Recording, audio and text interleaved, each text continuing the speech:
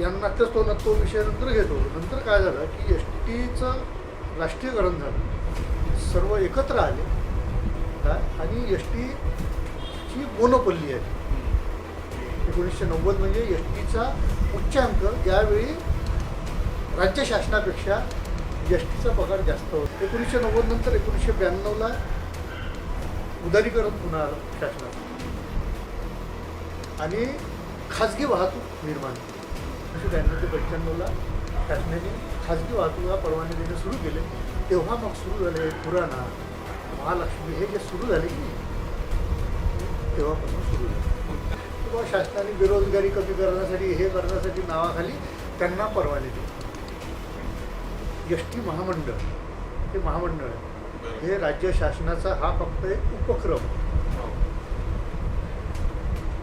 Control भले शासनाचा आहे, शासनाला एखादी सवलत द्यायची राहिली दे एस टीची सवलत. नमस्कार, मी प्रकाश शुंकलवार, कृषी समृद्धी न्यूज मध्ये आपलं स्वागत. आज आपण चर्चा करणार आहोत सर्वांची आवडती अशी लाल परी म्हणजेच जे आहे एस टी. एस टीची स्थिती काय आहे, एस टी कर्मचाऱ्यांची स्थिती काय आहे, एस टी कर्मचाऱ्यांच्या आणि कामगारांच्या समस्या काय आहे, या सर्व बाबींवर आपण बोलणार आहोत. एस टी कामगार संघटनेचे सचिव अजय हट्टेवार यांच्याशी. सर, आपलं स्वागत. नमस्कार. मला सांगा, एस टीचा प्रवास जो आतापर्यंत आहे इथवर येऊन पोहोचली एस टी, हा कशा प्रकारे सुरुवात झाली आणि आज एस टी कुठल्या स्थितीमध्ये आहे?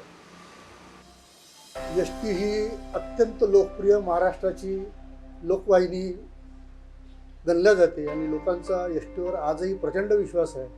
अशी आमची एस टी 1 जून 1948 पासून एस टी महामंडळाची सुरुवात झाली.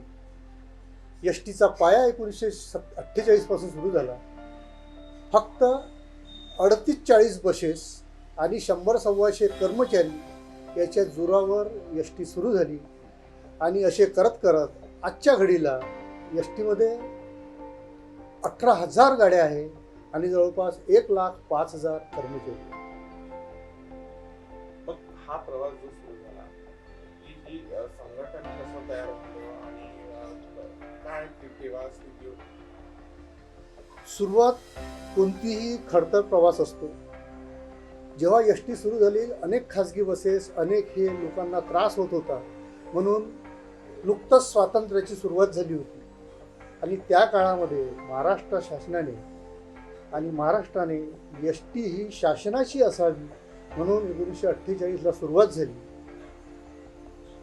अनेक खडतर प्रवास झाले, अनेक झाले हजार, म्हणजे दरवर्षी हजार करत 18,000 बसेस वाढत गेल्या.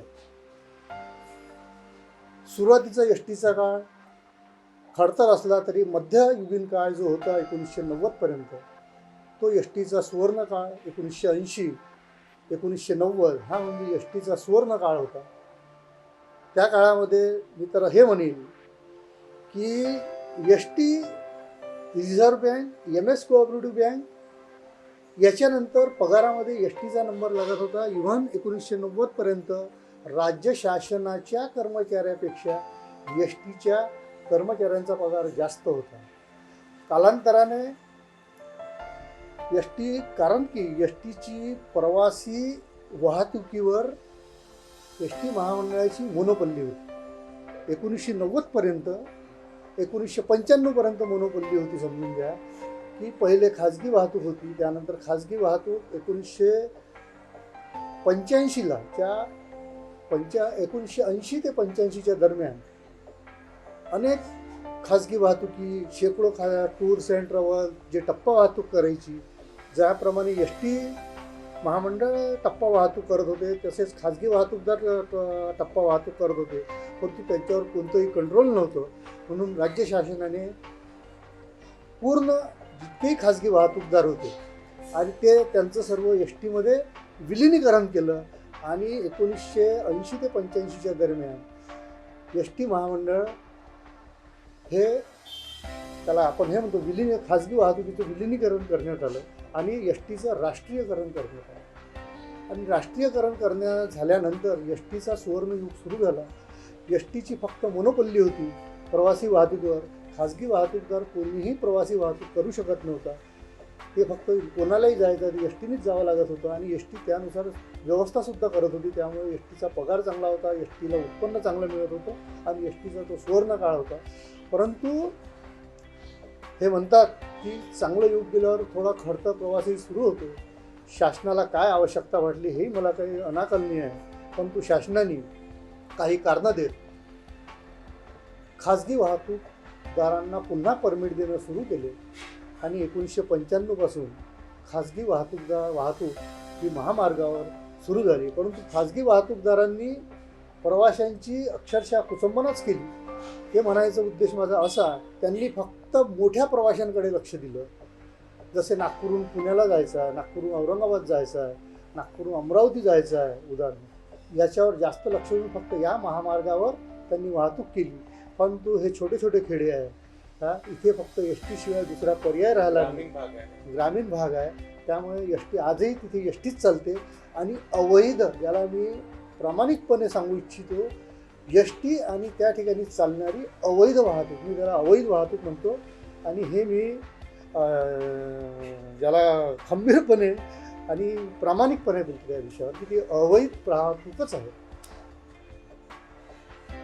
हे सर्व झाल्यावर ही अवैध वाहतूक एक आणि महामार्गावर चालणारी ही वाहतूक, ह्या दोन्ही वाहतुकीमुळे एस टीचा प्रवासी कमी होत गेला. आणि एस टीचे थोडीशी आणि शासनाचं दुर्लक्ष झालं आणि त्यामुळे एस टीची आज जी परिस्थिती आहे त्यामुळे एस टी खालावत जाण्याचं हे सगळ्यात मोठं एक कारण. सुवर्ण काळ म्हणतो आणि आपण आणि 1990चा जो सुवर्ण काळ आहे, तर आज 2020 सुरू आहे. तर या वर्षात एस टीचा हा जो प्रवास आहे की खूप इतकी परिस्थिती खरं गंभीर दिसते की लोकांना असं वाटतं की इथे काम करण्यापेक्षा आम्ही दुसरीकडे काम केलं तर जास्त बेटर आहे. बरोबर आहे. काय झालं, एस टीचं उत्पन्न कमी. एस टीमध्ये 22 संघटना, कामगार संघटना, त्यामध्ये आम्ही 1995 पर्यंत आम्ही सुद्धा अमान्य प्राप्त होतो. महाराष्ट्र एस टी कामगार संघटनेला 1995ला मान्यता मिळाली आणि 1995 पासून तर आज तगायत म्हणजे जवळपास 25 वर्ष झाली आमच्या मान्यतेला. एस टीमध्ये 22 युनियन आहे, परंतु मान्यता प्राप्त फक्त एस टी कामगार संघटना आहे. आणि 1995 पासून आम्ही करारावर सह्या करायला सुरुवात केली. आणि एस टीला संघटनेसोबतच करार करावा लागतो आणि करारावर सह्या संघटनेच्या असतात. तरीसुद्धा संघटना इतर संघटनांना सुद्धा सोबत घेऊन त्यांच्या साक्षीने आम्ही करारावर सह्या केल्या आहे अनेकदा. परंतु काय झालं की एस टीची जी दुरावस्था झाली, खाजगी वाहतूक आणि अवैध प्रवासी वाहतूक, ह्या दोन गोष्टीमुळे प्रवासी आमचे कमी झाले. त्यांनी अनेक प्रलोभनं दिली. लोकांना कोणत्याही नवीन गोष्टीचं आकर्षण असते म्हणून लोक त्याच्यामध्ये गेले. परंतु त्यांनी जी अवैध प्रवासी वाहतूक आहे त्यामुळे अनेक लोकांना प्राणसुद्धा गमवावे लागले. खाजगी जीप झाल्या, हे झाल्या, परंतु ते लोकांच्या लक्षात फार नंतर आलं. परंतु आजही एस टीवर लोकांचा, ग्रामीण लोकांचा म्हणा की अजूनही शहरी लोकांचाही प्रचंड विश्वास आहे. एस टीचा सुरक्षित प्रवास आहे. परंतु मला हे म्हणायचं आहे की ही दुरावस्था आली याच्यासाठी फक्त कोणताही कर्मचारी, काय तो कोणत्याही युनियनचा असतो, तो कर्मचारी प्रथम असतो, युनियन ही नंतर. काय तो कोणत्याही युनियनचा असो, तो कर्मचारी म्हटलं की तो कोणत्या तरी युनियनमध्ये राहणार. आमचा कोणत्यालाही विरोध नाही, तो त्या युनियनमध्ये काय वगैरे काही नाही, शेवटी तो आमचा कर्मचारी आहे. काय तर कर्मचारी हा कोणताही कर्मचाऱ्याला काय आहे, साहेबांनी म्हटलं आज तू इथे जा, तो तिथे जाईल. साहेबांनी म्हटलं तू आज पुण्याला जा, तो पुण्याला जाईल. साहेबांनी म्हटलं आज तू कोराडी जा, सावनेर जा, तर तो कोराडी जाईल.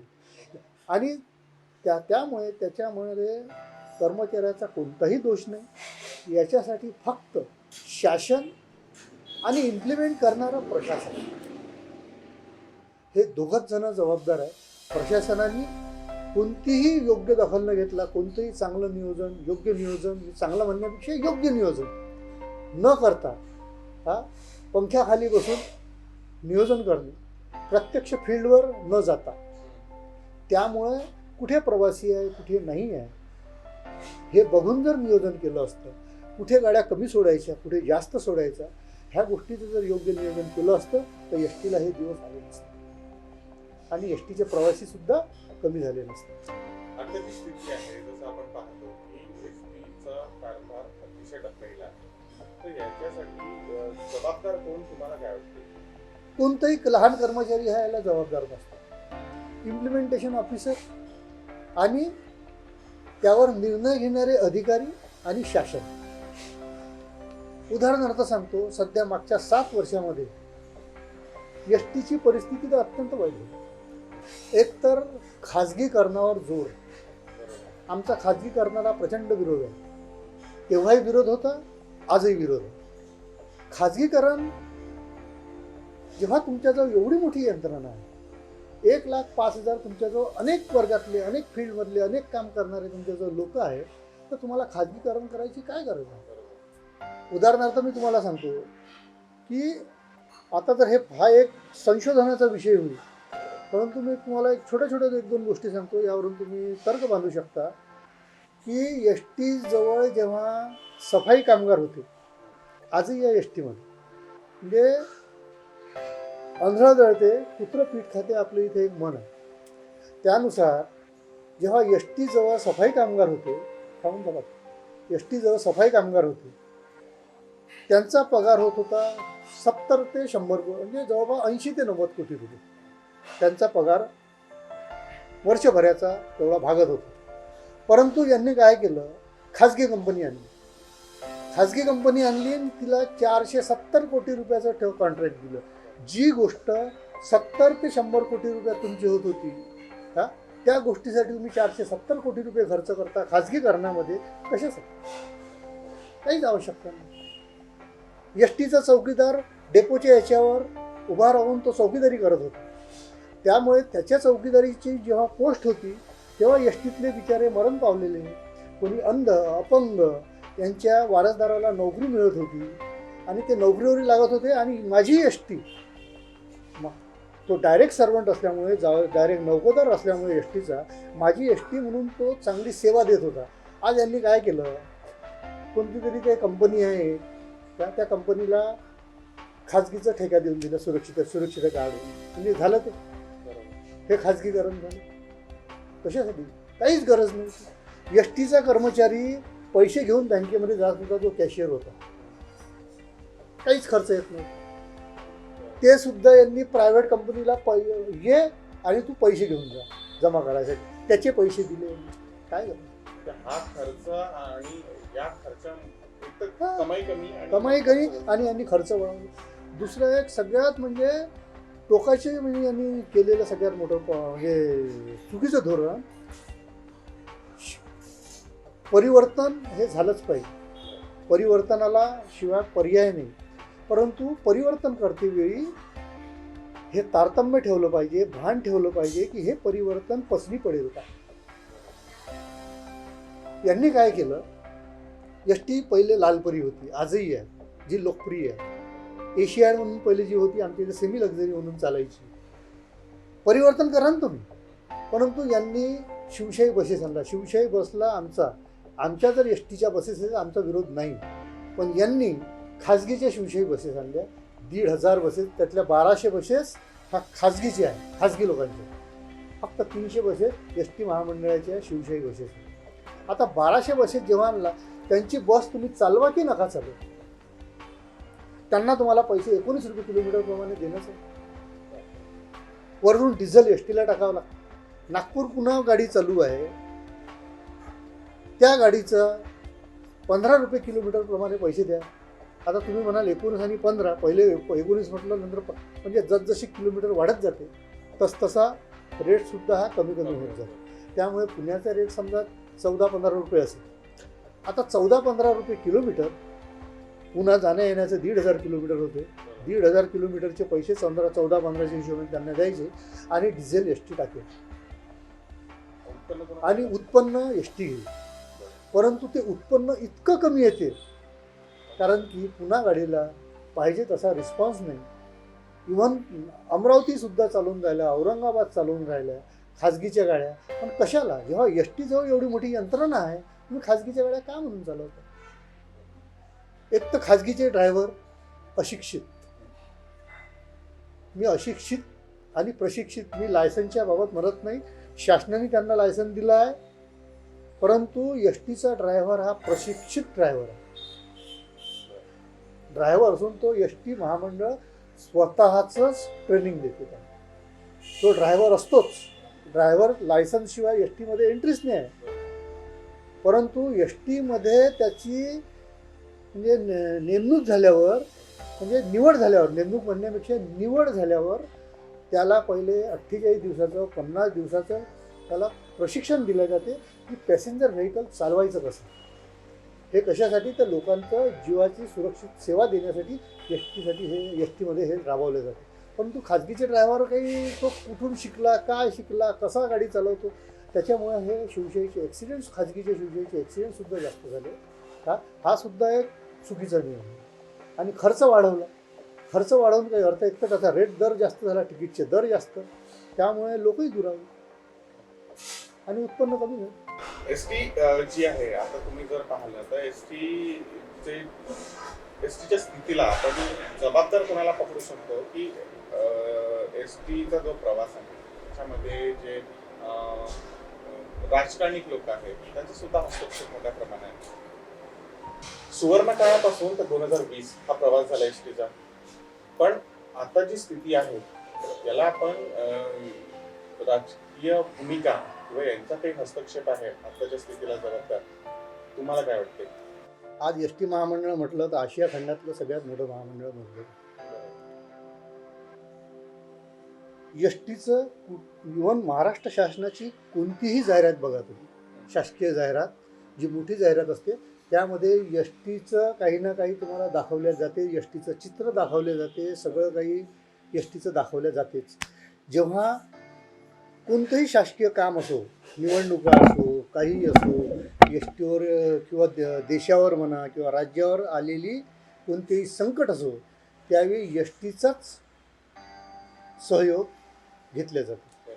उदाहरणार्थ सांगेल मी, जेव्हा किल्लारीचा भूकंप झाला त्यावेळी एस टी महामंडळाचेच कर्मचाऱ्यांनी सर्वप्रथम जाऊन तिथे मदत केली. माळींचा भूस्खलन जेव्हा झालं तर तिथे गाव होतं की नव्हतं हे कोणाला समजत नव्हतं, परंतु एस टी महामंडळाच्या चालकांनी सगळ्यात पहिली बातमी दिली की माळींचं गाव दबल्या गेलं म्हणून.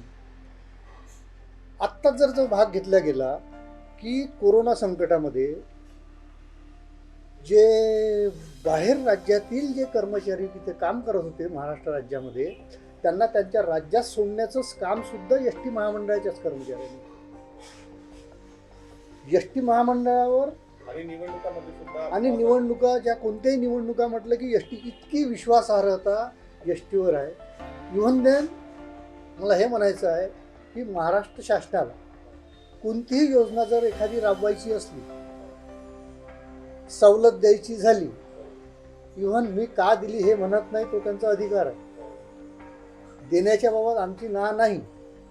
महाराष्ट्र शासनाला कोणतीही सवलत, कुस्तीपटूंनी कुस्ती जिंकली त्यांना आजीवन मोफत, जे काही झालं एखाद्या आपला स्पोर्टमध्ये त्याला मोफत, सगळ्या स्कीम मोफत. ह्या का दिला आम्ही म्हणत नाही, तो त्यांचा अधिकार आहे. घेणाऱ्याचे अधिकार आहे, देणाऱ्याचे अधिकार आहे. काय आमचं देण्याबाबत, जेव्हा इव्हन एस टीवर जे आदरणीय आमचे अध्यक्ष राहतात ते सुद्धा राजकीय आहे. आज परिवहन मंत्री आमचे अध्यक्ष राहतात. एस टीवर प्रशासकीय अधिकार, प्रशासकीय जी बाब सांभाळतात, ज्याचे मुख्य सर्वेसर्वा ते उपाध्यक्ष व व्यवस्थापकीय संचालक, ज्यांना मॅनेजिंग डायरेक्टर म्हटलं जाते, ते IAS सचिव लेव्हलचे असतात, ते सुद्धा शासनाचेच. एस टीमध्ये IPS लेवलचा IPS व्यक्ती असते, म्हणजे ज्याला आपण SP वरची ती रँक आहे, जी सुरक्षा व दक्षता अधिकारी जे प्रमुख असतात ते सुद्धा शासनाचे. जेव्हा एवढं सर्व जर शासनाचं आहे तर ह्या एस टी महामंडळावर डायरेक्ट शासनानेच, आमचं म्हणणं हे आहे की शासनानेच त्याच्यावर पूर्ण नियंत्रण ठेवावं, जेणेकरून आज काय झालं, अर्ध शासन अर्ध प्रायव्हेट. शासन फक्त योजना राबवते, एस टीकडे दुर्लक्ष केलं जातं. आज राजकीय इच्छाशक्ती त्याच्यासाठी फार मोठी गोष्ट आहे. आज राजकीय इच्छाशक्ती नसल्यामुळं हा विषय आहे. आम्ही फडणवीस साहेब होते, अजितदादाजी पवार साहेब होते, शरद पवार साहेब आहे, उद्धवजी ठाकरे आहे, यांना निवेदनसुद्धा दिलं आहे की एस टी महामंडळाचं विलिनीकरण राज्य शासनात करा, जेणेकरून तुम्ही कोणत्याही योजना असेल त्या तुम्हाला राबवता येईल, तुम्हाला कुठेही गाडी चालवता येईल. जे आज नाही म्हटलं तरी कंट्रोल येतो की शासनाला कदाचित एखाद्या ठिकाणी गाडी पाहिजे असेल ती जात नाही, तर शासन तिथे गाडी पाठवू शकेल, लोकांची सोय होईल. दुसरा भाग म्हणजे महामंडळ असल्यामुळे कर्मचाऱ्यांचे पगार अत्यंत दयनीय. आज कमी पगारामुळे आत्महत्या, कमी पगारामुळे लोकांचे घर चालत नाही, म्हणजे अनेक प्रॉब्लेम. तो एक विषय अलग होईल, त्याच्यावर आपण अलग बोलू शकतो. का जर राज्य शासनाने जर याचं एस टी महामंडळाचं विलिनीकरण केलं तर हे सगळे प्रॉब्लेम दूर होईल. त्याच्यामध्ये कर्मचाऱ्यांचंही भलं होईल, त्यांना राज्य शासनाप्रमाणे पगार मिळेल, म्हणजे त्यांच्या पगारातसुद्धा वृद्धी होईल. शासन पाहिजे त्या योजना राबवू शकते आणि पाहिजे तिथे गाड्यांचं चालन करता येईल. म्हणजे ह्या तिन्ही गोष्टी फक्त राज्य शासनामध्ये विलीन केलं तर ह्या तिन्ही गोष्टीसुद्धा सॉल्व्ह होऊ शकतात. महाराष्ट्रामध्ये एकूण 26 जे आहे महामंडळ आहेत, प्रत्येकाची एक एक भूमिका आहे आणि सर्वांचे जे आपण जर बघितलं तर बालभारती महामंडळ, विद्युत महामंडळ आणि इतरही महामंडळ, त्यांचे कर्मचाऱ्यांचे पगार अतिशय उत्तम आहेत. बरोबर. एस टी सुद्धा एक महामंडळ असताना एस टीच्या कर्मचाऱ्यांच्या पगाराची इतकी दयनीय अवस्था का? स्वतः कमवतो आणि त्या कमाई केलेलं उत्पन्न आहे एस टी महामंडळाचं, स्वतःचं उत्पन्न आहे. त्या उत्पन्नातून खर्च आहे. एक काळ सुवर्ण काळ होता, एस टीची मोनोपल्ली होती, त्यामुळे उत्पन्न जास्त होतं. उत्पन्न जास्त असल्यामुळे खर्च करण्यावर बंधनं नव्हती. परंतु शासनाने खाजगी वाहतूक आणि अवैध वाहतुकीवर नियंत्रण न ठेवल्यामुळे एस टीचं उत्पन्न कमी झालं, एस टीचे प्रवासी कमी झाले. परंतु एस टी पाहिजे तिथे जाऊनच राहिल्या. आज एस टी रात्री बेरात्री 2 किंवा 4 पॅसेंजर घेऊन निवासाच्या ठिकाणी जातेच आहे, ते तर सोडलं नाही ना. त्यामुळे उत्पन्न कमी, किलोमीटर वाढले, खर्च वाढला, परंतु उत्पन्नावर नियंत्रण आलं, उत्पन्न कमी झालं. त्याच्यामुळे उत्पन्न कमी, आता शेवटी सर्व गोष्टी उत्पन्नातूनच होणार, उत्पन्नातून होऊ शकत नाही, म्हणून ही एस टीची आज दुरावस्था झाली. दुसरा भाग जर म्हणतो की शासनाने योजना देते वेळी जर एस टीवर जर कोणतेच बंधन दिले नाही की बा तुम्ही पाहिजे तिथे चालवा, जिथे मग एस टी काय करेल, जिथे उत्पन्न नाही ते बंद करून दे. त्यामुळे काय होईल, लोकांचं नुकसान होईल. रात्री निवासाच्या ठिकाणी गाडी जाणार नाही, 4 पॅसेंजर घेऊन जे आज जाते, लेकरं बाळं, गरीब वृद्ध, जे गरीब लोक आहे त्यांची सोय होणार नाही. म्हणून एस टीचं विलिनीकरण करा. पण आता म्हणजे जिथे उत्पन्नच नाही, जिथे काही व्यवस्थाच नाही आहे, तर तिथे शासनाने खाजगी वाहतुकीला परमिशन द्यायला पाहिजे आणि जिथे उत्पन्न म्हणजे एस टीला नाही आहे तिथे एस टी बंद करतो, असा निर्णय स्वतः एस टी नाही घेऊ शकत का? एस टी घेऊ शकत नाही. शेवटी नियंत्रण शेवटी शासनाचं आहेच ना. त्याच्यावर की तुम्ही इथे गाडी टाका तर टाकावंच लागते. शेवटी अध्यक्ष कोण? परिवहन मंत्री, म्हणजे शासन आलंच.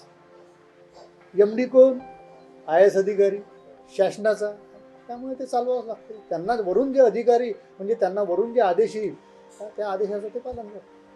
म्हणून आमचं म्हणणं तेच आहे ना, तुम्ही तुमचे पूर्ण अधिकार वापरा, तुम्हाला पाहिजे तिथे गाडी चालवा, आमचं काही म्हणणं नाही. परंतु एस टी महामंडळाला राज्य शासनामध्ये विलिनीकरण करा, त्यामुळे तिन्ही गोष्टी तुमच्या साध्य होतील. म्हणजे रावते साहेबांच्या पहिले जे अध्यक्ष होते, मग सरकार बदललं तर त्यांचा 5 वर्षाचा कालावधी व्हायचा राहिला. परंतु त्यांचा कालावधी व्हायचा राहिल्यामुळे ते कोर्टामध्ये गेले. मग राज्य शासनाने सरळ निर्णय बदलवून टाकला की जे कोणी परिवहन मंत्री राहील ते एस टी महामंडळाचे अध्यक्ष राहिले. मग रावते साहेब परिवहन मंत्री होते तेव्हा ते अध्यक्ष झाले. त्याच्यानंतर आता आदरणीय परब साहेब आहे परिवहन मंत्री, आता ते आमचे अध्यक्ष आहे. त्याच्यामुळे हा बदल आहे. जे आहे एस टीचे स्वतःचे अधिकार, जसं एखादे एस टीला फायद्यातच आणायचा असेल किंवा कर्मचाऱ्यांचं हित साधायचं असेल आणि स्थिती एकंदरीत सुधारायची असेल, तर अशा वेळेस जे निर्णय स्वतः मंडळ अध्यक्ष म्हणून कोणी स्वतंत्रपणे घेऊ शकतो, तिथे हे स्वतंत्रपणे कुठेतरी स्वतंत्रतेला दाबण्याचा प्रयत्न होतो असं नाही वाटत का? नाही, याच्यासाठी एकटे माझं स्पष्ट मत आहे की एकटे परिवहन मंत्री हे काहीच करू नाही शकत. यासाठी राजकीय इच्छाशक्ती जी आहे वरिष्ठ पातळीवरची, जेणेकरून मुख्यमंत्री झाले, यांनी जर ठरवलं की वा एस टी महामंडळाचं राज्य शासनामध्ये विलिनीकरण करावं, फक्त परिवहन मंत्री प्रस्ताव देऊ शकते. शेवटी परिवहन मंत्री कोणाचे आहे? मुख्यमंत्र्याचे आहे. त्याच राजकीय पार्टीचे आहे. ते मुख्यमंत्री साहेब जे सांगतील तेच त्यांना शेवटी करावं लागणार. तर राजकीय इच्छाशक्ती वरिष्ठ लेवलची जोपर्यंत जागृत होत नाही तोपर्यंत ह्या गोष्टीला काहीही अर्थ राहत नाही.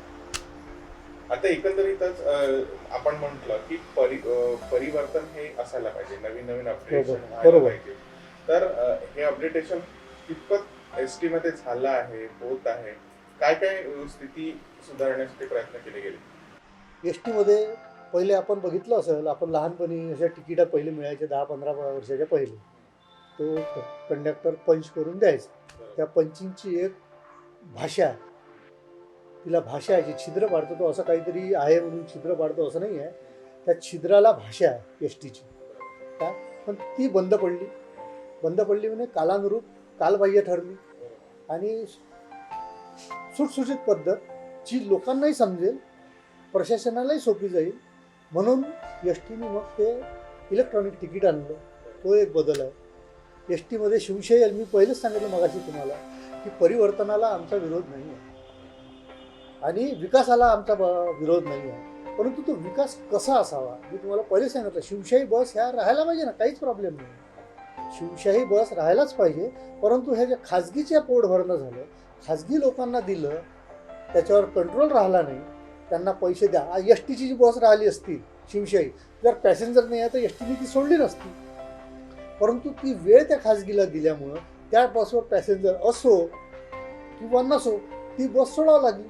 नाही ते आणली, परंतु परिवर्तन डुबवणारं नसावं, परिवर्तन हे वर नेणारं आणि विकास करणारं असावं. एसटीच्या विकासाच्या स्थितीमध्ये ही शिवशाही आली आणि एसटीचा विकास झाला असं म्हणता येईल का? नाही, असं म्हणता येणार. शिवशाही जरा लोक ओरडलेच नसते शिवशाही बंद करा म्हणून. जर नुसतेच जर खाजगी लोकांना पैसे द्यायचे आहे तर काय अर्थ आहे त्याला? आम्ही म्हणून आलो ना की एस टीच्या शिवशाही आहे ना, दिसायला तशी सर्व तशीच आहे का. एस टीची आहे ना, जर पॅसेंजर नाही राहिली तर ती नाही सुटणार ना, पण आज ही पॅसेंजर नसली तरी सोडावं लागते, कारण की तो करार झाला, तो सोडावं लागते आणि त्याला पैसे द्यावं लागते. त्याच्यामुळे एस टीचं नुकसान म्हणून खाजगी शिवशाही नाही. आपण पाहिलं की ही जी परिस्थिती आहे याच्यामध्ये अनेक बारकावे आहेत एसटीच्या प्रवासाबद्दल. तर आता जर म्हटलं आपण विचार केला की एसटीला जर फायद्यात आणायचा असेल किंवा एसटी स्थिती सुधारायची असेल आणि कर्मचाऱ्यांच्या परिस्थिती सुधारायची आहे, तर याच्यासाठी उपाययोजना म्हणून काय राबवू शकतो? मी तुम्हाला पहिलेच सांगितलं की राजकीय इच्छाशक्ती सगळ्यात मोठी आहे. सर्वात पहिले एस टी जशी सुरक्षित सेवा देते, सगळ्यात पहिला एक छोटा उपाय, औरंगाबाद न्यायालयाचा निर्णय, सर्वोच्च औरंगाबाद हायकोर्टाचा निर्णय आहे की अवैध प्रवासी वाहतूक बंद करा, त्याच्यावर कंट्रोल करा. बसस्टँडपासून 200 मीटर अंतरावर ह्या बसेस, खाजगीच्या बसेस उभ्या राहायला नको. इव्हन त्यांचं 200 मीटर परिसरामध्ये कार्यालय सुद्धा नको. उदाहरणार्थ सांगतो, नागपूरच्या बसस्टँडच्या जेवढे खाजगीचे जे कार्यालय आहे ते सगळे 200 मीटरच्या आत आहे. सकाळी जर तिथली जर परिस्थिती बघितली तर एस टीच्या बसस्टँडच्या गेटच्या समोर खाजगीवाले गाड्या लावतात. ते तुम्हालाही माहीत आहे. जर शासनाने दिलेले निर्णय, हायकोर्टाने दिलेल्या निर्णयाचं योग्य पालन जर प्रशासकीय यंत्रणेनं बरोबर केलं, आणि राजकीय, आता प्रशासकीय यंत्रणा का करत नाही तो भाग अलग आहे, की त्यांना कोण सांगते काय सांगते ह्या विषयावर मी बोलणार नाही. मी पहिलेच सांगितलं की राजकीय इच्छाशक्ती हा, की ती जर प्रशासकीय यंत्रणा जर योग्यरित्या राबवल्या गेली, हे सर्व कार्यालय काढले, हे सगळ्या बसेस जर बाहेर काढल्या ह्या कार्यालया बस स्टँडपासून, तर एस टीचा प्रवासी पुन्हा सुरू होईल, एस टीचं उत्पन्न वाढेल, एस टीची सुधारणा होईल. हा एक छोटा उपाय. पण हा काही मी सांगायला नाही पाहिजे, न्यायालय म्हणतो. उच्च न्यायालयाचा निर्णय आहे औरंगाबाद खंडपीठाचा, की अवैध प्रवासी वाहतुकीवर निर्णय आहे ना, कारण की यांची सुरक्षित सेवा नाही. कुठेही गाडी थांबवेल, कुठेही काय होईल, केव्हाही सोडेल, म्हणजे 2-2 तास लेट सोडेल गाड्या. मग ती वेळ म्हणजे मॅनेज करायसाठी गाडी फास्ट चालवेल, ॲक्सिडेंट होईल, अनेक भागी आहे. त्याच्यामुळे हा जो विषय. आणि आधुनिकतेचा जर प्रश्न आला तर अजून अपडेटेशन जे आहे एस टीनी स्वतःच्या पद्धतीमध्ये, कार्यपद्धतीमध्ये किंवा नवीन काही टेक्निक्स आणायला बरोबर आहे. तुम्हाला काय वाटतं? तू एस टीमध्ये तुम्ही जे म्हटलं ना अपग्रेडेशन, ते व्हायलाच पाहिजे. एस टीने केलं, पण तेही खाजगीमध्ये. 2009 मध्ये मी तुम्हाला सांगितलं की इलेक्ट्रॉनिक तिकीट देणं सुरू झाली. आज ती सुद्धा यंत्रणा खाजगीवाले राबवतात.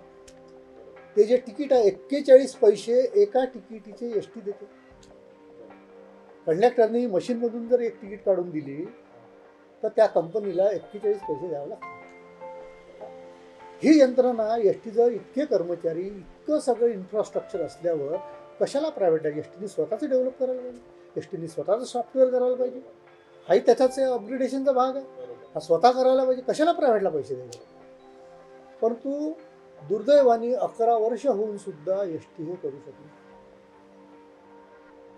हा एक विकासाचाच भाग आहे. बसेस लोकांना आज, पहिले एक काळ होता की फक्त इच्छेस्थळी पोहोचणे इतकंच होतं. आजपासून 20 वर्षाच्या पहिले फक्त बाबा मी नागपूरच्या बरोबर बसलो होतो, अमरावती. परंतु आज लोकांना फास्ट जायला पाहिजे, लोकांचा वेळ वाचायला पाहिजे, लोकांना सुसह्य म्हणजे प्रवास झाला पाहिजे, की त्याला त्रास झाला नाही पाहिजे. तर ह्या दृष्टिकोनातून बसची बांधणी व्हायला पाहिजे. त्या बाहेरून बांधणी करतात, म्हणजे त्याला पुन्हा खाजगीकरण आलं. एस टी महामंडळ काही बसेस बाहेरून बांधणी करतात. कशाला? एस टी जवळ आज महाराष्ट्रामध्ये 3 स्वतःचे मोठमोठे, दापोडीला आहे, चिकलठाणा म्हणजे औरंगाबाद आणि नागपूर, 3 ठिकाणी मोठमोठे वर्कशॉप आहेत. त्या वर्कशॉपमधून बांधणी करायला पाहिजे. एस टी जवळ मोठमोठे इंजिनियर आहे. काय कमी आहे? असलेल्या इन्फ्रास्ट्रक्चरचा आणि मॅनपॉवरचा योग्य वापर केला तर यातून विकास घडू शकतो. अध्यक्ष हे एस टीचे नसल्यामुळे हे सगळे प्रॉब्लेम्स येत आहे. तुम्हाला काय वाटतं?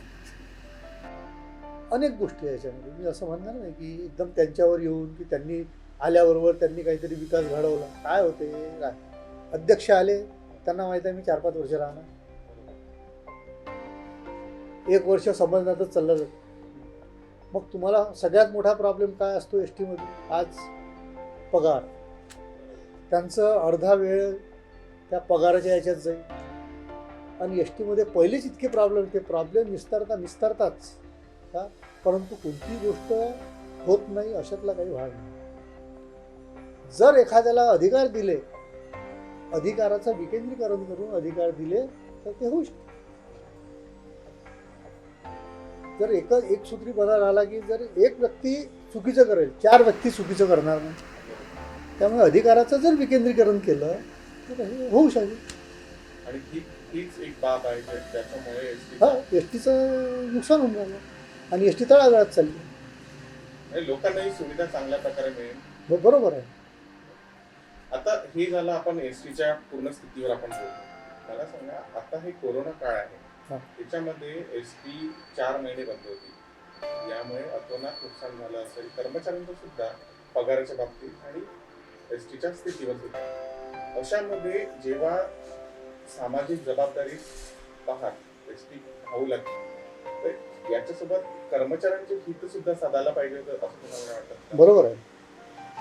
जेव्हा तुम्हाला सांगितलं कोरोना काळामध्ये महाराष्ट्र शासनाने सगळ्यात पहिले एस टी महामंडळाची मदत घेतली की जे परराज्यातले जे लोक इथं महाराष्ट्रामध्ये नोकऱ्या करत होते त्यांना आपल्या राज्यात जायचं होतं, अत्यंत प्रॉब्लेम होता, तर एस टी महामंडळाच्या गाड्यांनी त्यांना त्यांच्या राज्यापर्यंत सोडून दिलं. आता ते सोडून देताना महाराष्ट्र शासनाने हा सुद्धा विचार करायला पाहिजे की हे माणसं आहे, हे कोरोना वॉरियर्स आहे, एस टी महामंडळाचे कर्मचारी. परंतु महाराष्ट्र शासनाचं अत्यंत दुर्लक्ष, महाराष्ट्र शासनाचं दुर्लक्ष, प्रशासनाचं दुर्लक्ष. त्यांनी कामगिरी केली, ठीक आहे ना, 1,05,000 कर्मचाऱ्यापैकी 10,000 लोकांनी कामगिरी केली ना, परंतु 1,00,000 कर्मचारी काम करायला तर तयार होते ना. तो घरी बसला हा त्याचा दोष नाही, ही नैसर्गिक आपत्ती आहे. परंतु 10,000 लोकांनी काम केलं, लोकांना काम केलं, त्यांना पगार नाही. आमचा मार्च महिन्याचा पगार तो अर्धा रोखून ठेवला, 25%, 75%, 50%, 75% असा पगार दिला. एप्रिल महिन्याचा पगार तो रोखून, एप्रिल महिन्याचा दिला, मे महिन्याचा 50% रोखून ठेवला. त्याच्यानंतर तो पगार जो आहे तो ऑगस्टमध्ये दिला. आजही ऑगस्ट, जुलै, ऑगस्ट, सप्टेंबर ह्या 3 महिन्याचा पगार शासनाकडे थांबला होता. आत्ता ह्या 7 तारखेला फक्त जुलैचा पगार दिला, 2 महिन्याचा पगार अजूनही शासनाने दिलेला नाही. कर्मचाऱ्यांचे इतके हाल आहे. आज इतकी महागाई वाढली आहे कोरोनाच्या काळामध्ये. तुम्ही साधी भाजी घ्यायला घ्या तर 30 रुपये आणि 40 रुपये पावाच्या खाली भाजी नाही. जर कर्मचाऱ्याला पगार नाही, जर तो आज ड्युटीवर रोज येऊन राहिला, सर्व कर्मचारी त्याला ड्युटीवर रोज बोलवण्यात येऊन राहिला, तो रोज आगारामध्ये बसस्टँडवर ड्युटीसाठी येतो. ड्युटीसाठी येणार म्हणजे तो डबा घेऊन आला, डब्यात भाजी लागणार, सगळा खर्च आला, वरून गाडी घेऊन येणार, घरून त्याच्या लांबून लांबून लोक राहते, पेट्रोल. आज रोजचा खर्च त्यांनी कसा करायचा?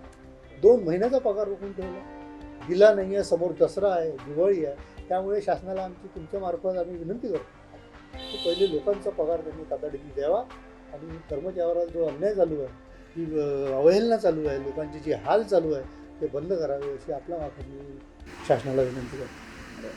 आणि एकंदरीतच आपण जर कर्मचाऱ्यांचा आता स्थितीचा जर आढावा घेतला तर अनेक आपण नेहमी जे आहे शेतकऱ्यांचं म्हणा किंवा सुशासन प्रकरण, आत्महत्या म्हणा, प्रकरण म्हणा, या सगळ्या याच्यावर आपण लक्ष दिलं, पण कर्मचारी जे आहे एस टीचे म्हणा किंवा इतरही, तर यांच्या स्थितीवर तेवढं लक्ष दिलं जात नाही. त्याबद्दल तुमचं काय म्हणणं आहे? घटना समोर आल्या त्याबाबत तुमचं काय?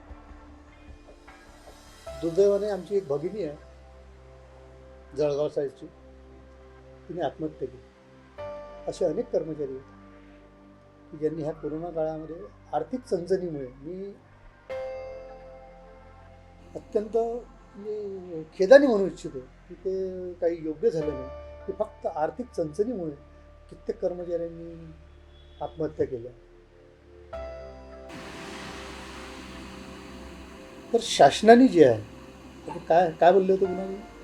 हेच म्हटलं की या कोरोना काळामध्ये जे आहे सगळ्या शेतकऱ्यांच्या आत्महत्या चर्चा होते आणि सुशांत सिंगचं प्रकरण, आत्महत्याचं प्रकरण होते, पण एक कर्मचारी जे आहे एस टीचे म्हणा किंवा इतरही म्हणा, यांची जी कोरोना काळामध्ये यांनी सुद्धा आत्महत्या केल्या आर्थिक संचलनामुळे, तर याच्यावर चर्चा होत नाही. बरोबर आहे. यावर मी आपणाला दोष येऊच नाही की याला काही प्रमाणात, मी स्पष्टपणे म्हणतो की काही प्रमाणात मीडिया सुद्धा याला जबाबदार. की मीडियानी एक सुशांत सिंग राजपूत आत्महत्या करतो आणि 1 महिना 2 महिने ते प्रकरण रोज दाखवले जाते, हे कितपत योग्य आहे? त्या प्रमाणात जर ती जी आत्महत्या, हाथरसची आत्महत्या झाली, ती जर दाखवली असती, तिला न्याय मिळाल्यासारखं झालं असतं. एस टीमध्ये 50-60 कर्मचाऱ्यांची दुर्दैवाने मृत्यू झाला, त्यातल्या 10-15 जणांनी आत्महत्या केली. कोरोनामध्ये 50-55 लोकांचा दुर्दैवाने मृत्यू झाला, हा तेही कोरोनावर. पण ह्याबाबत मीडियानी एक क्षणसुद्धा दाखवलेला नाही. हे अत्यंत दुर्दैवाची बाब आहे. जर मीडियानी जर एस टी महामंडळाचे कर्मचारी तसेच इतर कर्मचारी, मी फक्त एस टी महामंडळाच्याच कर्मचाऱ्यांवर नाही, इतर कर्मचाऱ्यांच्या सुद्धा व्यथा जर मांडल्या तितक्याच पोटतिडकीने, जितक्या सुशांतशी राजपूतच्या घटना दाखवली त्याच प्रमाणात जर इतर कर्मचाऱ्यांच्या, एस टीच्या कर्मचाऱ्यांच्या जर व्यथा दाखवल्या तर त्यांना न्याय मिळेल असं मला वाटतं. शासन जेव्हा आपल्या जे अनेक नेते आहेत, नेते मंडळी आहे शासनातले, ते मोठ्या हावभावाने जे आहे एस टीचा सवलती वाटत असतात. म्हणजे जर आपण विचार केला तर वयोवृद्धांना फ्री सवलत आहे, अपंगांना सवलत देते एस टीमध्ये, एस टी अनेक असे उपक्रम राबवत असते. तर जेवढ्या हक्काने एस टीचा वापर शासन करते तेवढ्याच हक्काने त्या एस टीच्या पदरी व्यवस्था का टाकत नाही? की शासन हे स्वतःचं काम प्रोजेक्ट करून लोकांना खुश करतं. स्वतःचं मी काय केलं हे दर्शवण्यासाठी ह्या ज्या संस्था आहेत, तसंच शासन महामंडळातर्फे काय करतात की विविध सवलती देऊन लोकांना खुश करतात. मी हे म्हणत नाही की शासन त्याचे पैसे देत नाही.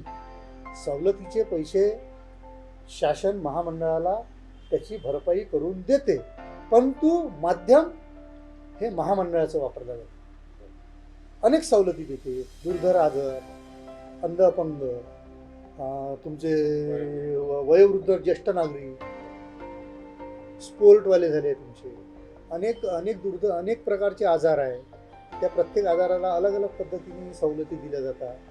इतक्या जेव्हा सवलती महामंडळामार्फत शासन ह्या आपल्या योजना राबवतात. तसंच जर एखादी काही घटना घडली, त्या घटनेमध्ये जर कोणाचा दुर्दैवाने जर मृत्यू झाला तर त्याच्या वारसदाराला नोकरी दिल्या जाते. सैनिकांना त्यांच्या वारसदाराला नोकरी दिली जाते. मी का देत नाही हे द्यायलाच पाहिजे, तो त्यांचा अधिकार आहे, शासनाचा अधिकार आहे. आणि ज्यांना सवलती दिल्या किंवा नोकरी, तोही त्यांचा अधिकार आहे. त्या अधिकाराच्या बाबत माझं म्हणणं नाही आहे काय की तुम्ही द्या, शासनामार्फत हे दिल्या जाते. शासन जेवढ्या इतक्या पोटतिडकीने महामंडळाचा वापर करून घेते, त्याच पोटतिडकीने महामंडळाकडे जर लक्ष दिलं, महामंडळाच्या व्यवस्थेकडे लक्ष दिलं, महामंडळाच्या कर्मचाऱ्याकडे लक्ष दिलं, महामंडळामध्ये जो कारभार चालते त्याच्याकडे जर लक्ष दिलं तर महामंडळाची स्थिती चांगली होऊ शकते. ह्या चारही गोष्टी ज्या मी सांगितल्या, याकरिता महामंडळाचं जर राज्य शासनामध्ये जर विलिनीकरण केलं, एकच गोष्ट, बाकी असे छोटे उपाय करून काही नाही. आता जर मागचा जर तुम्ही इतिहास पाहिला, आता मागच्या 4 महिन्याचा, तर महामंडळाला राज्य शासन सवलतीचे पैसे दिले. त्यानंतर मागच्या 2 महिन्यात एकदा 550 कोटी रुपये दिले, एकदा आत्ता मागच्या महिन्यात 150 कोटी रुपये दिले. तेव्हा महामंडळाच्या कर्मचाऱ्यांचा पगार झाला. एक तर पहिलेच पगार कमी, त्याच्यातही ह्या पद्धतीने 2-2, 3-3 महिने पगार होत नसेल तर त्या महामंडळ कर्मचाऱ्याच्या अवहेलना आणि त्यांची चेष्टा करणार. तर जर राज्य शासनामध्ये जर महामंडळाचं विलिनीकरण झालं तर कर्मचाऱ्यांचे पगार चांगले होतील, राज्य शासनाप्रमाणे पगार मिळेल. दुसरा भाग, शासन पाहिजे ती योजना, त्यांना ज्या ज्या योजना राबवायच्या त्या सुचारूपणे डायरेक्ट कंट्रोल ठेवून ते राबवू शकतील. दुसरा भाग, आज जे महामंडळ अनागोंदी कारभार सुरू आहे त्यावर सुद्धा कंट्रोल होईल, कर्मचारी खुश राहील. जर शासनाला, प्रशासनाला त्यांना जर एखादी गाडी कुठेही चालवायची असेल तर लगेच ते निर्णय घेऊ शकतील, तिथे गाडी चालवू शकतील, म्हणजे लोकांनाही खुश ठेवता येईल. म्हणजे त्यामुळे फक्त एक विलिनीकरण जर केलं तर ह्या गोष्टीतून मुक्तता कर्मचाऱ्यांनाही मिळेल आणि सर्वांना. ही होती स्थिती एस टी महामंडळाची, जिथे सामाजिक जबाबदारी सांभाळत एस टी धाव तर लागली, मात्र एस टीला आपल्या कर्मचाऱ्यांचा विसर पडला. एस टीला जर समोर जायचं असेल तर त्यांना अपग्रेडेशन आणावं लागेल आणि इतरही बाबींचा विचार करावा लागेल. कॅमेरा पर्सन प्रवीणसह मी प्रकाश शुंकलवार, कृषी समृद्धी न्यूज, नागपूर.